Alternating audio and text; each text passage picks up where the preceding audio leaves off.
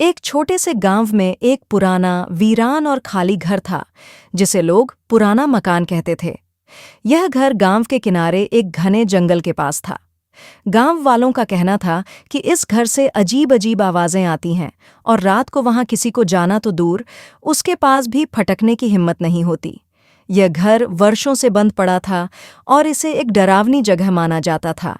गांव में एक गरीब परिवार रहता था, रामू, उसकी पत्नी सुनीता और उनका 12 साल का बेटा रोहन। रामू एक मजदूर था, लेकिन काम कम मिलने के कारण उनका गुजारा मुश्किल से हो रहा था। बारिश के मौसम में उनका छोटा सा झोपड़ा पानी टपकने लगा और परिवार ने सोचा कि अब कहीं और ठिकाना ढूंढना पड़ेगा। एक दिन गांव के मुखिया ने रामू को सलाह दी, सुनो रामू, उस पुराने मकान में चले जाओ, वह खाली है और बड़ा भी। अगर तुम हिम्मत कर सको तो कम से कम बारिश से बच जाओगे। रामू और सुनीता ने यह सुनकर एक दूसरे की ओर देखा। वह जानते थे कि घर को लेकर गांव में डर फैला हुआ है, लेकिन मजबूरी ने उन्हें हिम्मत दी। शाम को रामू ने अपने परिवार के साथ उस घर में कदम रखा। घर बहुत बड़ा और भव्य था, लेकिन धूल और जालों से भरा हुआ। जैसे ही उन्होंने मुख्य दरवाज़ा खोला, एक ठंडी हवा का झोंका उनके चेहरे पर पड़ा। सुनीता ने पीछे मुड़कर रामू की ओर देखा, मानो कह रही हो, क्या यह सही है? रात का समय आया। घर में अजीब सी खामोशी थी। अचानक रोहन ने कहा, पापा, मुझे ऐसा लग रहा है कि कोई हमें देख रहा है। रामू ने उसे दिलासा दिया, कुछ नहीं बेटा, तू बस डर रहा है। ये पुराना घर है, इसीलिए तुझे ऐसा लग रहा होगा। लेकिन जैसे ही रात बढ़ी, घर के कोने कोने से अजीब आवाजें आने लगीं, जैसे कोई दरवाजे खटखटा रहा हो, फुसफुसा रहा हो। सुनीता ने घबराते हुए कहा, रामू, मुझे लगता है यहाँ कुछ गड़बड़ है, हमें यहाँ नहीं रहना चाहिए। रामू ने उसकी बात को अनसुना करते हुए कहा, सुबह हो जाने दो, तब देखते हैं। अगली सुबह रोहन ने घर के पिछले हिस्से में खेलते खेलते जमीन पर एक पुराना ताला और चाबी पड़ी देखी। उत्सुकता में उसने ताला खोला और एक गुप्त तहखाने का रास्ता खोज लिया। रोहन ने अपने माता पिता को बुलाया और तीनों ने तहखाने में कदम रखा। वहां उन्होंने एक पुराना संदूक देखा। संदूक को खोलते ही उनकी आंखें फटी की फटी रह गईं। उसमें सोने के सिक्के, पुराने गहने और कुछ पुराने दस्तावेज थे, लेकिन दस्तावेजों पर एक खून से सने हाथ के निशान थे। यह देखकर सुनीता और रोहन डर गए, लेकिन रामू ने कहा, यह सब शायद किसी ने यहाँ छिपाकर रखा होगा। अगर यह सच में हमारा हो जाए तो हमारी जिंदगी बदल सकती है। उस रात घर में अजीब घटनाएं और बढ़ गईं।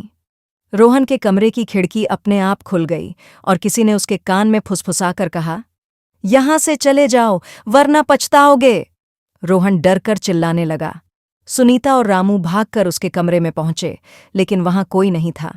इसी बीच तहखाने से अचानक जोर की आवाजें आने लगीं। रामू ने साहस दिखाते हुए नीचे जाकर देखा। तहखाने में संदूक अब खुला हुआ था और उसमें रखा सोना गायब था, लेकिन वहां जमीन पर एक पर्ची पड़ी थी जिस पर लिखा था, यह घर तुम्हारे लिए नहीं है, जाओ वरना तुम्हारा अंजाम भी वही होगा जो दूसरों का हुआ। अगली सुबह रामू ने यह बात गांव के बुजुर्गों को बताई। तब गांव के सबसे बुजुर्ग व्यक्ति दादू ने एक पुराना राज खोला। उन्होंने कहा, यह पुराना मकान कभी इस गांव के सबसे अमीर जमींदार का था, लेकिन जमींदार लालची और क्रूर था। उसने गांव वालों की जमीनें छीन लीं और उनका खजाना अपने तहखाने में छुपा दिया। लेकिन एक रात जमींदार और उसका पूरा परिवार रहस्यमय तरीके से मारा गया। तब से यह घर शापित हो गया। जो भी यहाँ गया वह कभी वापस नहीं लौटा। रामू को समझ आ गया कि घर में जो खजाना उन्होंने देखा वही इस सारी मुसीबत की जड़ है।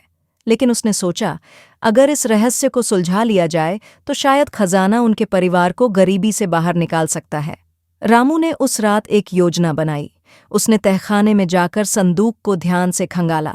तभी अचानक घर की दीवारों पर खून के निशान उभरने लगे और एक भूतिया आकृति प्रकट हुई। वह जमींदार की आत्मा थी जिसने गुस्से में कहा, यह खजाना मेरा है, इसे कोई नहीं ले जा सकता। रामू ने हिम्मत दिखाते हुए कहा, यह खजाना गांव वालों का है, यह उनका हक है जो तुमने उनसे छीन लिया। मैं इसे वापस लौटाने आया हूं। यह सुनकर भूत शांत हो गया। उसने कहा, अगर तुम सच में इसे लौटाना चाहते हो तो मैं तुम्हें जाने दूंगा, लेकिन याद रखना, लालच तुम्हें बर्बाद कर देगा। अगली सुबह रामू ने गांव वालों को बुलाया और खजाने को बांट दिया। गांव में खुशियां लौट आईं। रामू का परिवार अब सम्मान और सुकून से रहने लगा। पुराने घर का शाप भी टूट गया और वह गांव का हिस्सा बन गया। यह कहानी हमें सिखाती है कि सच्चाई और निस्वार्थता से सबसे बड़े खतरों का सामना किया जा सकता है और लालच का त्याग करने से ही जीवन में शांति मिलती है।